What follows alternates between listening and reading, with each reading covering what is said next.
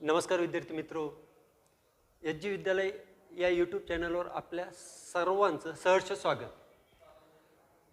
आज आपण इयत्ता 10वी भूगोल या विषयाचा अभ्यास पाहणार आहोत। यामध्ये सगळ्यात पहिले तुम्ही चालू वर्षी बघितलं असेल पुस्तकाचं मुखपृष्ठ, मलपृष्ठ हे दोन्ही बघितलेले असेल। तुम्हाला या पाठ्यपुस्तकामध्ये काहीतरी वेगळं पण जाणवलेलं असेल, कारण की इयत्ता 5वी पासून तर 9वी पर्यंत तुम्ही वेगवेगळ्या देशाचा, खंडाचा अभ्यास हा केलाय। मग हा अभ्यास करत असताना तुम्ही त्याचं स्थान, विस्तार, प्राकृतिक रचना पासून तर अर्थव्यवस्थेपर्यंतचा भाग किंवा उद्योगापर्यंतचा भाग हा अभ्यासलाय। परंतु इयत्ता 10वी मध्ये मात्र तुम्हाला संपूर्ण वेगळं पण याच्यामध्ये जाणवेल, कारण की आपल्या इयत्ता 10वीचा अभ्यासाचा पाठ्यक्रम पुस्तक तयार करताना तुलनात्मक अभ्यासाची आवश्यकता लक्षात घेतली गेली आणि या पाठ्यपुस्तकात असं ठरवलं गेलं की आपल्याला दोन देशाची तुलना, म्हणजे आपल्या भारताची दुसऱ्या प्रदेशाबरोबर, देशाबरोबर एक तुलनात्मक अभ्यास करावा असा एक निश्चित केला गेला अभ्यासक्रम। मग यामध्ये सुद्धा प्रादेशिक तुलना जी आहे ती टाळण्याचा प्रयत्न यामध्ये केलेला आहे। तरी सुद्धा आपला भारत देश याच्याबरोबर कोणत्या तरी देशाचा अभ्यास आपल्याला करता यावा। मग तो देश कसा असावा, त्यासाठी सगळ्यात पहिले तो देश आपल्या भारताची परिस्थिती जशी आहे त्याला अनुसरून त्या देशाची स्थिती किंवा परिस्थिती, आर्थिक परिस्थिती, तो देश अतिविकसित सुद्धा नसावा, अमेरिका, जपान सारखा अतिविकसित सुद्धा नसावा आणि अविकसित सुद्धा नसावा। अविकसित म्हणजे आफ्रिका खंडामध्ये काही देश जे आहे अविकसित असलेले ते सुद्धा नसावे। मग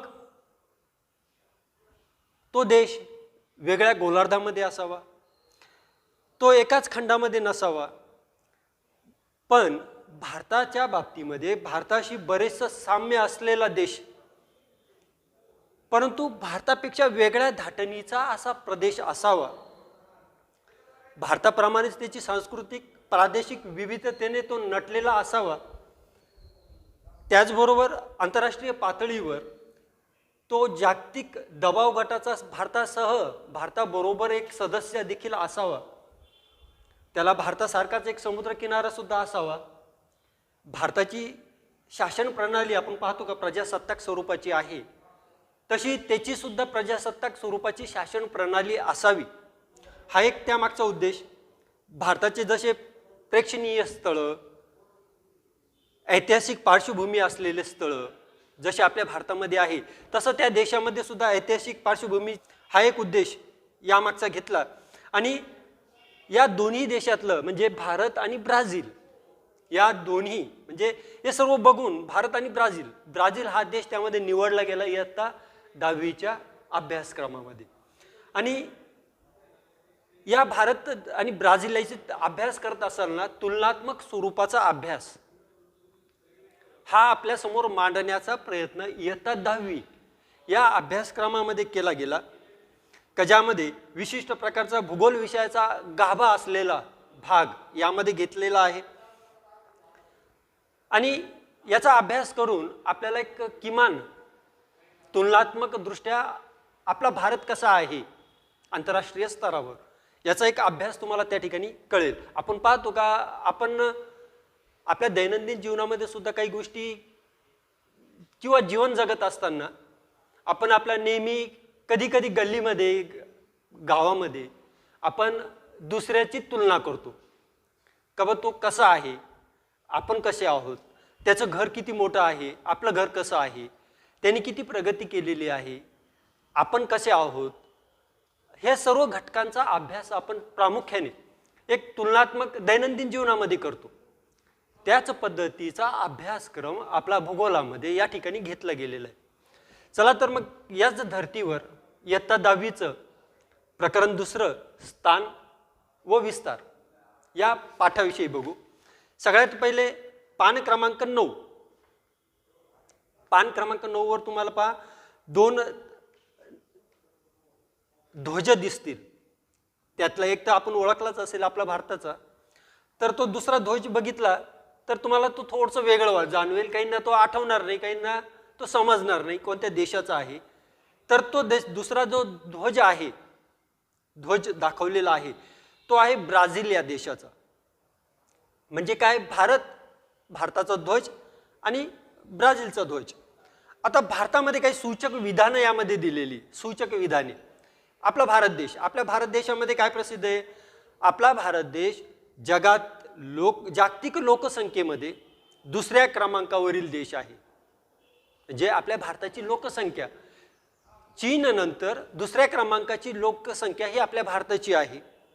आपल्या भारताचं दुसरं वैशिष्ट्य त्यामध्ये सांगितलंय ते आहे मसाल्याच्या पदार्थासाठी हा आपला देश जगप्रसिद्ध आहे. मसाल्याचे पदार्थ माहिती आहे ना, मसाल्याचे पदार्थ जे आपल्या भारताच्या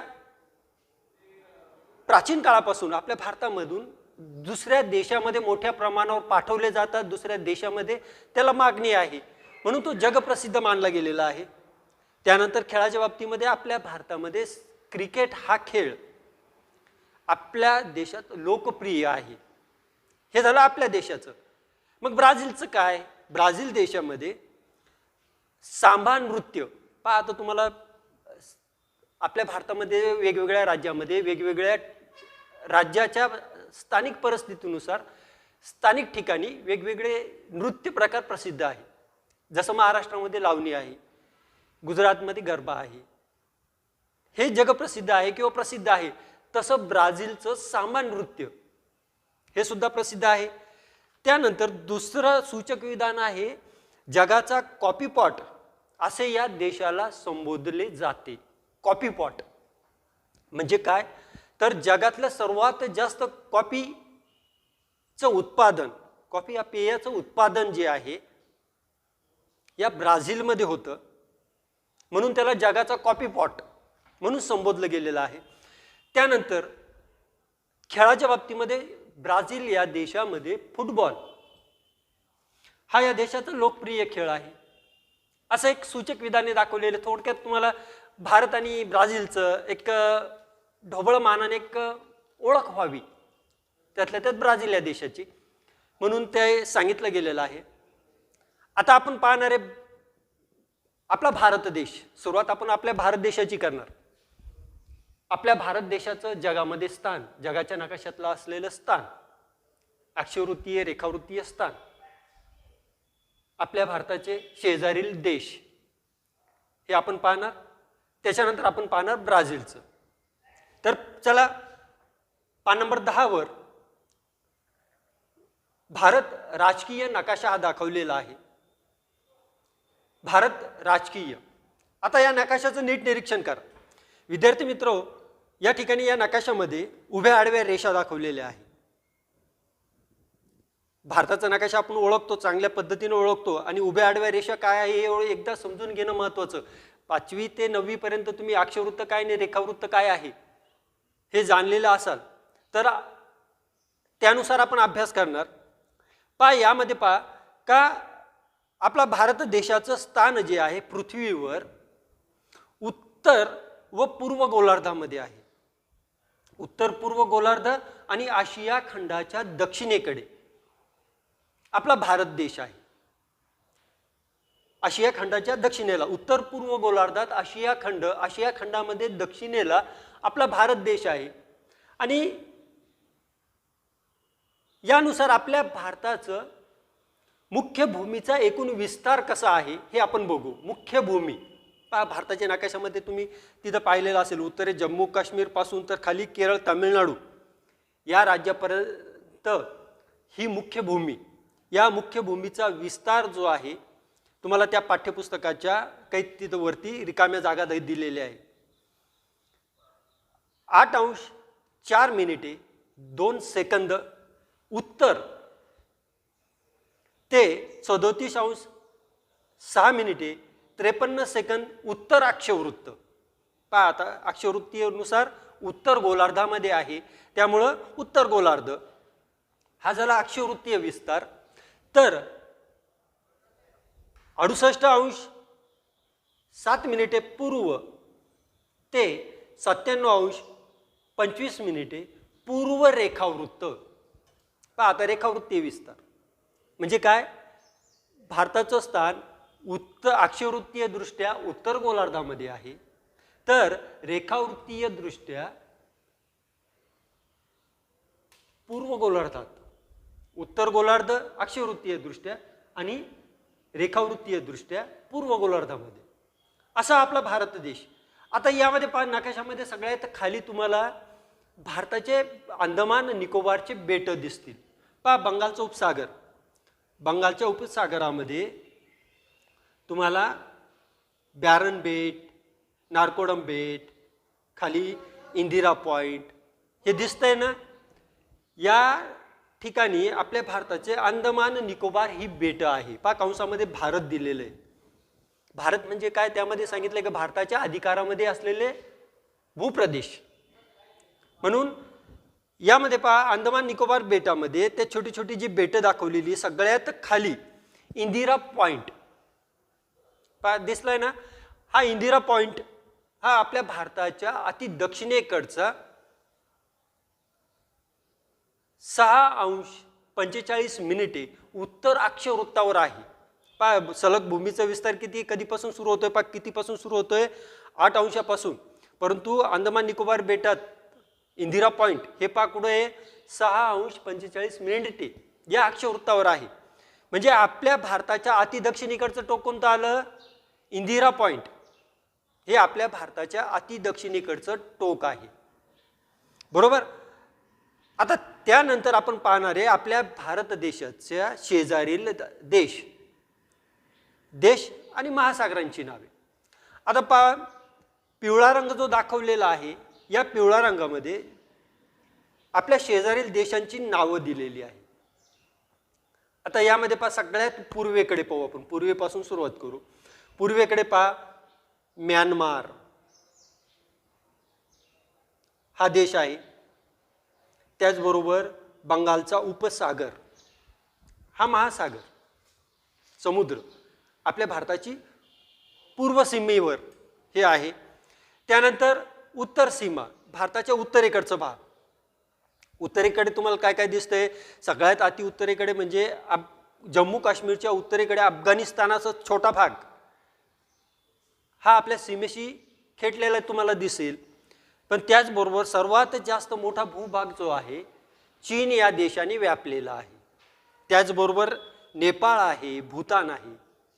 हे जे देश आहे हे आपल्या भारताच्या उत्तरेकडील देश म्हणून बघितले जातात, म्हणजे भारताच्या सीमेवरील उत्तरेकडील देश आहे. त्यानंतर पश्चिमेकडे पहा, पश्चिमेकडे अरबी समुद्र आहेच, पाकिस्तान पण आहे. पण आपल्या भारताच्या वायव्येकडे पाकिस्तान हा देश आहे. त्यानंतर दक्षिणेकडे पहा, दक्षिण भाग म्हणजे श्रीलंका हा हिंदी महासागराचा भाग आहे. म्हणजे भारताच्या दक्षिण सीमेवर श्रीलंका आणि हिंदी महासागर अशी सीमा आपल्या भारताची आहे. आपल्या देशाची, आपल्या भारताची राजधानी, आपला भारत देश भारतीय प्रजासत्ताक म्हणून ओळखला जातो. आपल्या भारत देशाची राजधानी नवी दिल्ली ही आहे. आता हे आपण रोजच्या परवलीचे, ओळखीचे, सतत चर्चेमध्ये असलेले नाव आहे, त्यामुळं आपल्याला हे सगळं माहिती आहे. आता आपण पाहणार आहे ब्राझील देश. पहा, आता पहा नंबर 11 तुम्हाला एक नकाशा दिलाय 2.2 हा नकाशा. हा या नकाशाचं नाव आहे, या देशाचं नाव आहे ब्राझील प्रजासत्ताक संघराज्य.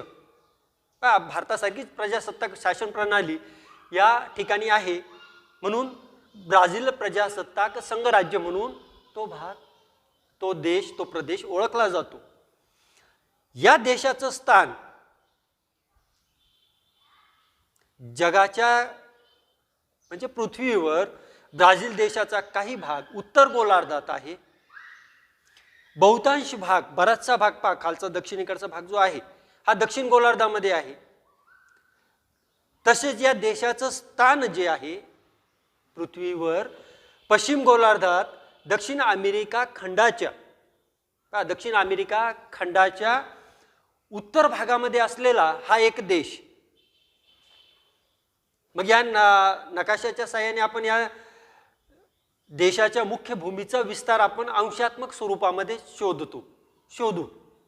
त्यामध्ये पहा, भारतात या ब्राझील देशाचं स्थान 5°15' उत्तर ते 33°45' दक्षिण अक्षवृत्त. पहा, 5°15' उत्तर ते 33°45' दक्षिण अक्षवृत्त. तर रेखावृत्तीय विस्तार आहे 34°45' ते 34°45' ते 73°48' पश्चिम रेखावृत्त. म्हणजे या ब्राझील देशाचं स्थान कुठं आहे? पश्चिम गोलार्धामध्ये, अमेरिका खंडामध्ये असलेलं, दक्षिण अमेरिका खंडामध्ये असलेलं ब्राझील हा देश या नकाशामध्ये दाखवलेलं आहे. या अक्षवृत्ती आणि रेखावृत्तीय विस्तार तुम्हाला या ठिकाणी दिसत असेल. पहा, वरती अति उत्तरेकडे तुम्हाला 0° विषुववृत्त तुम्हाला दिसतोय.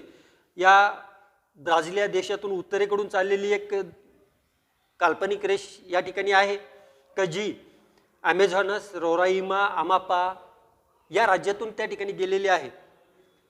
हा झाला उत्तरेकडचा भाग. तर दक्षिणेकडे तुम्ही पहा, रिओ ग्रँडे द सुल च्या दक्षिणेकडे उरुग्वे या देशापर्यंतचा हा विस्तार जो आहे हा दक्षिण गोलार्धामध्ये येतो. म्हणजे पश्चिम गोलार्धामध्ये असलेला, दक्षिण अमेरिका खंडामध्ये असलेला हा ब्राझील हा देश हा आपण पाहतोय. आता पहा, या नकाशामध्ये आपण त्या देशाच्या शेजारचे देश, त्यांच्या सीमा, महासागर सीमा या आपण पाहतोय. यामध्ये पहा, आता अति उत्तरेकडे पहा, या नकाशाच्या अति उत्तरेकडे पहा, तुम्हाला व्हेनेझुएला, गियाना, सुरिनाम, फ्रेंच गियाना हे नाव दिसत आहे. ही झाली या देशाची उत्तर सीमा. या देशाच्या पश्चिमेकडे पहा, पश्चिमेकडे पॅराग्वे, बोलिव्हिया, पेरू, अर्जेंटिना, कोलंबिया हे या पश्चिम सीमेवरील देश आहे. तर पूर्वेकडे अटलांटिक महासागर, उत्तर अटलांटिक, दक्षिण अटलांटिक चा सीमा असलेला हा विस्तीर्ण सीमा असलेला हा प्रदेश हा या ठिकाणी आहे. तर दक्षिणेकडे पहा, उरुग्वे हा येतो. उरुग्वे हा देश आहे. त्याचबरोबर दक्षिण अटलांटिक महासागर सुद्धा या देशाचा भाग आहे. अशा पद्धतीने आपल्याला राजकीय नकाशे भारताचे आणि ब्राझीलचे याविषयी पाहता येईल. म्हणजे आता लक्षात आलंय की आपला भारत देश कुठं आहे? उत्तर पूर्व गोलार्धामध्ये आहे. तर म्हणजे उत्तर पूर्व गोलार्धामध्ये, आशिया खंडामध्ये आहे. तर ब्राझील हा देश पश्चिम गोलार्धामध्ये, दक्षिण अमेरिका खंडामध्ये असलेला हा एक देश, प्रमुख देश म्हणून ओळखला जातो. हे झालं त्यांच्या स्थानाच्या बाबतीमध्ये, विस्ताराच्या बाबतीमध्ये. आता आपण पाहणारे थोडक्यात ढोबळमानाने आपल्या भारताची ऐतिहासिक पार्श्वभूमी आणि ब्राझीलची ऐतिहासिक पार्श्वभूमी. दोन देशामध्ये येत्या 100-200 वर्षापूर्वीचा कालखंड तो आपल्या भारतामध्ये कसा होता आणि आज कसा आहे, ब्राझीलमध्ये कसा होता, आज कसा आहे, आपण आता यामध्ये पाहणार आहोत. पण आपल्या भारतामध्ये आपण सर्व जाणतोच का आपल्या भारतामध्ये जवळजवळ 1.5 शतक म्हणजे 150 वर्ष आपल्या भारत देशामध्ये ब्रिटिशांचा आधिपत्य होतं. भारत हा देश ब्रिटिश राजवटीखाली होता. तो 1947 साली भारताला स्वातंत्र्य मिळालं. स्वातंत्र्य झाल्यानंतर सुद्धा आपल्याला बऱ्याचशा संकटांना, आपल्या भारत देशाला बऱ्याचशा संकटांना सामोरे जावं लागलं का ज्यामध्ये स्वातंत्र्योत्तर काळामध्ये आपल्या भारताला पहिल्या 20 वर्षामध्ये 3 युद्धांना सामोरे जावे लागले. त्याचबरोबर अनेक भागामध्ये दुष्काळी परिस्थितीला तोंड देणे, युद्ध, दुष्काळी परिस्थिती अशा समस्या आपल्या भारतामध्ये असूनही आपला भारत देश जगातील एक प्रमुख विकसनशील देश म्हणून ओळखला जातो. भारताची बाजारपेठ ही एक प्रमुख जागतिक बाजारपेठ म्हणून ओळखली जाते. त्याचं कारण का आपल्या भारतामध्ये विविध टप्प्यावर ठराविक 5 वर्ष 10 वर्षाच्या कालावधीमध्ये वेगवेगळ्या प्रकारच्या आर्थिक सुधारणा राबवल्या जातात, केल्या जातात, वेगवेगळ्या प्रकारच्या उपाययोजना राबवल्या गेल्यामुळं आपल्या भारत देशाला एक आर्थिक विकासाला वेग आलेला आपल्याला आता दिसून येतो. आपल्या भारतामध्ये सर्वात जास्त लोकसंख्या जरी असली, लोकसंख्येच्या बाबतीमध्ये भारत देश दुसऱ्या क्रमांकाचा जरी असला तरी आपल्या भारतामध्ये आजही तरुणाईंचं प्रमाण, युवकांचं प्रमाण हे सर्वात जास्त आहे. म्हणजे हा तरुणाईंचं प्रमाण जे आहे, ज्या तरुण लोकांचा वयोगट जो आहे आपल्या भारतामध्ये एक कार्यशील वयोगट म्हणून ओळखला जातो. त्यामुळं आपला भारत देशाची प्रगती, आर्थिक विकास, आर्थिक वेग जो आहे हा चांगल्या पद्धतीचा मानला गेलेला आहे.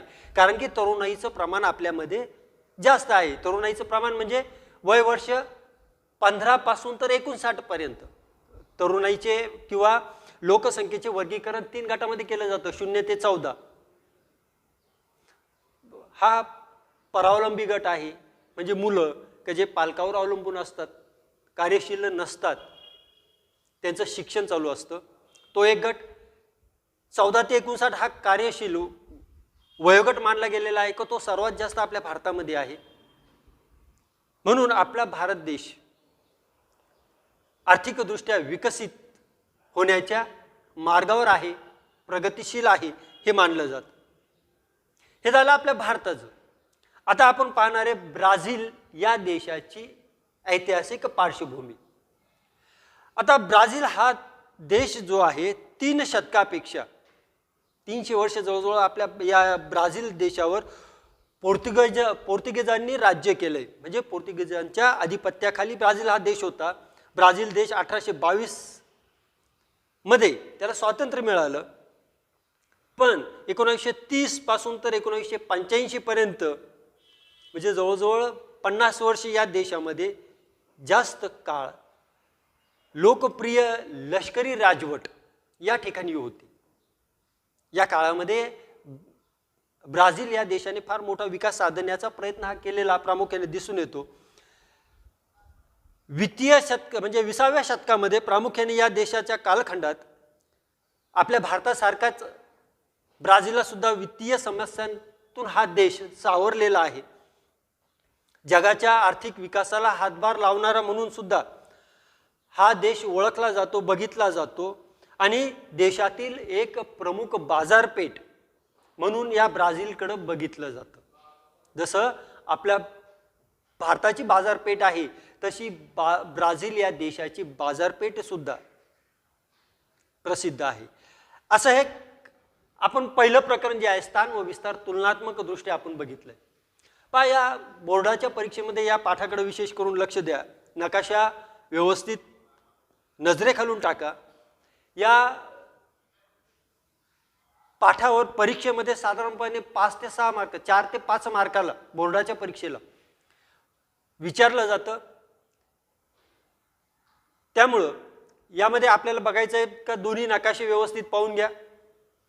त्याचबरोबर या भारत देशाची आणि ब्राझील या देशाची ऐतिहासिक पार्श्वभूमी याचा अभ्यास करून ठेवा.